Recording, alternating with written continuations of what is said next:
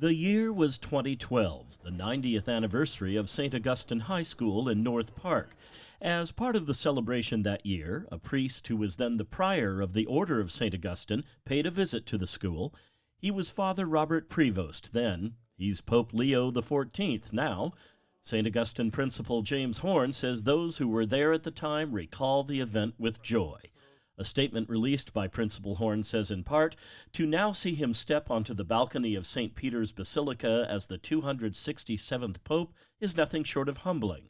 A fellow Augustinian, a man of deep faith, his presence at Saints left a lasting impression, and now his papacy begins with that same spirit of service, wisdom, and humility.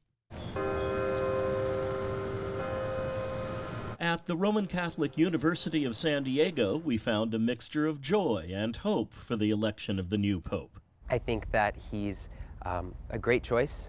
Not a lot of people saw him as the choice for pope. Alan Hickerson is in his first year at USD. I asked him why he thinks that the Chicago native is a great choice. Having an American pope, I think, especially one that has had a global experience, is something to really look forward to. And then additionally, I think the fact that he spent so much time abroad in Peru, as a Latino as well, I think that there's a lot of excitement with the Latino community. I heard American, that's the only headline I saw. Joseph Nguyen is in his last year at USD. And I love that he is a big advocate for Catholic social teaching. And I love that he is kind of trying to bridge the gap between traditional and a little bit more progressive. Not even a day had passed before some on the American right were criticizing Leo, some calling him a communist and a liberal.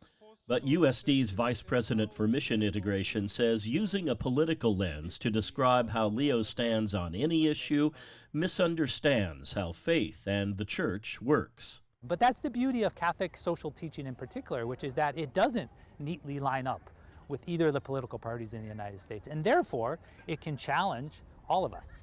Lovett Collier agrees with Alan Hickerson and Joseph Nguyen that having an American on the throne of St. Peter is a good thing. Leo XIV is from the United States, but he's only spent 1/3 of his life here, so he's not only a U.S. citizen, he's also a citizen of Peru, very much a multicultural, multilingual person. One of my colleagues described him as an American pope with a Latin American heart. San Diego will undoubtedly be on Pope Leo's mind fairly early on in his papacy. That's because after Pope Francis moved Cardinal McElroy from San Diego to the Archdiocese of Washington, San Diego was left without a bishop. Pope Leo will have a say in who that person turns out to be. At USD, John Carroll, KPBS News.